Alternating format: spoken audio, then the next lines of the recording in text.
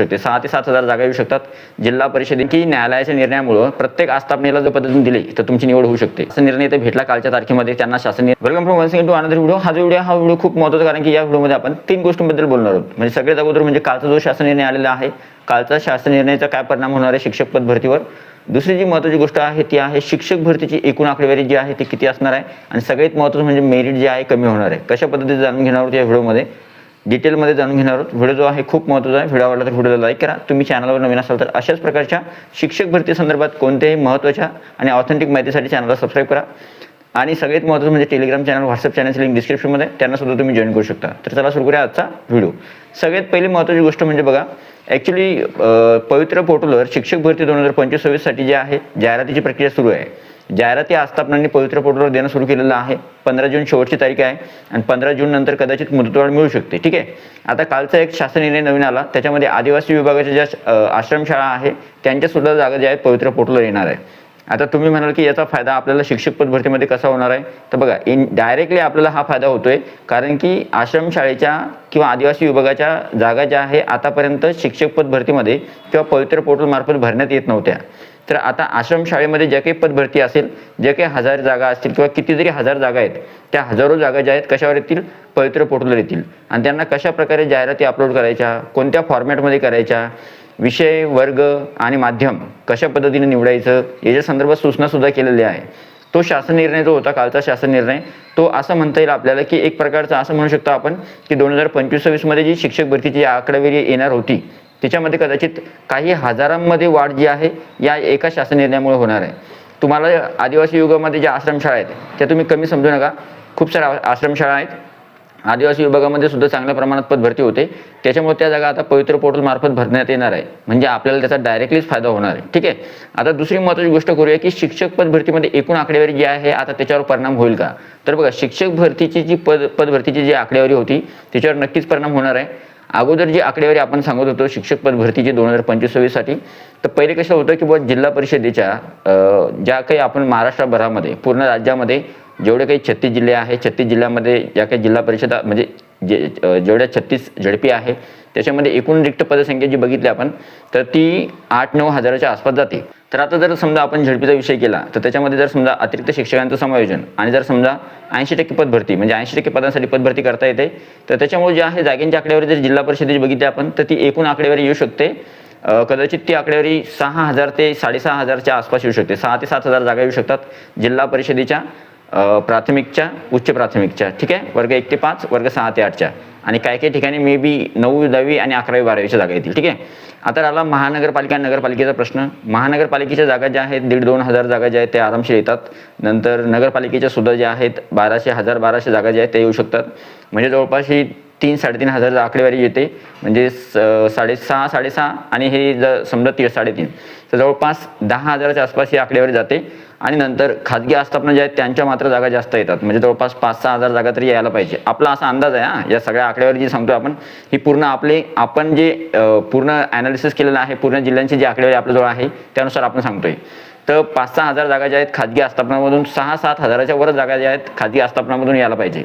कारण की न्यायालयाच्या निर्णयामुळं प्रत्येक आस्थापनेला जर पवित्र शिक्षक पद भरती करायची असेल तर ती पवित्र पोर्टल मार्फतच करता येणार आहे.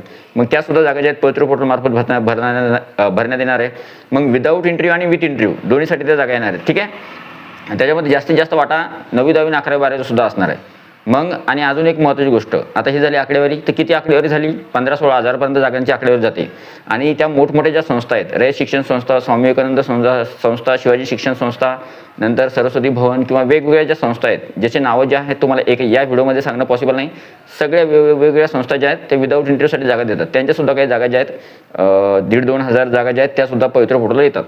आणि राहिला विषय कालचा जो शासन निर्णय आहे आदिवासी विभाग आणि अजून एक समाज कल्याणच्या जागा ज्या आहेत त्यासुद्धा, तर आदिवासी विभागाचा शासन निर्णयामुळे काय होणार आहे, 2-3 हजार किंवा ज्या काही हजारामध्ये जागा असतील त्यासुद्धा जागा ज्या आहेत पवित्र पोर्टलला येतील. तर मे बी मला असं वाटतं की याच्यामुळे जे आहे पद भरती जेवढी काही होती, आपण मिनिमम जागा धरल्या होत्या 10 ते 12 हजार आणि मॅक्स टू मॅक्स जागा धरल्या होत्या 15-16 हजार. पण मला असं वाटते बुवा कालच्या शासन निर्णयामुळे याच्यामध्ये जे आहे काही हजारांमध्ये किंवा 2-4 हजारांमध्ये जे आहे जागांची वाढ होऊ शकते. त्याच्यामुळे शिक्षक पद भरतीसाठी जी आहे ही आनंदाची बातमी आहे. आता तुम्ही आकडेवारी काढू शकता, तुम्हाला कळालं असेल की आता आकडेवारी किती मोठी होती. ठीक आहे, 2025-26 साठी. आणि आता राहिला तुम्हाला हा प्रश्न की बुवा मेरिट कमी होणार किंवा नाही होणार.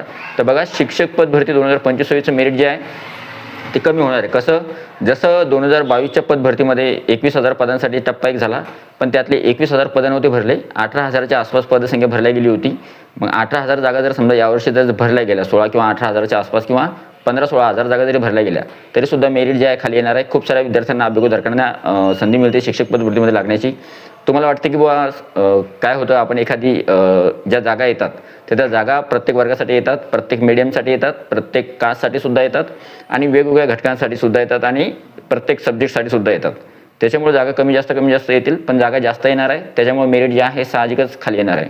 आणि प्रत्येक अभ्यागोदरकाला ज्याचा नंबर अगोदर शिक्षक पद भरतीमध्ये लागेल किंवा नाही लागेल शाश्वती नव्हती, तर अशा विद्यार्थ्यांनी जी आहे आता तुम्ही जर पसंतीक्रम योग्य पद्धतीने दिले तर तुमची निवड होऊ शकते. आणि यावर्षी मात्र मेरिट जे आहे, अगोदर आपण सांगत होतो की मेरिट थोडंफार हाय जाऊ शकतं, पण आता असं वाटतं की बाबा मेरिट जे आहे जास्त हाय जाण्याची शक्यता नाही. मेरिट जे आहे जवळपास कमी झालेलं यावर्षी शिक्षक पद भरतीमध्ये. आणि जर समजा जागांचं प्रमाण मात्र जर समजा घटलं, म्हणजे आता काय होईल, मुदतवाढ दिलेली आहे जाहिरात येण्यासाठी.